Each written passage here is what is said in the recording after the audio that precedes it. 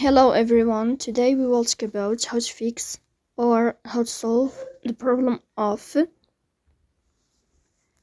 kicking you out on the application of TikTok. You will go to settings.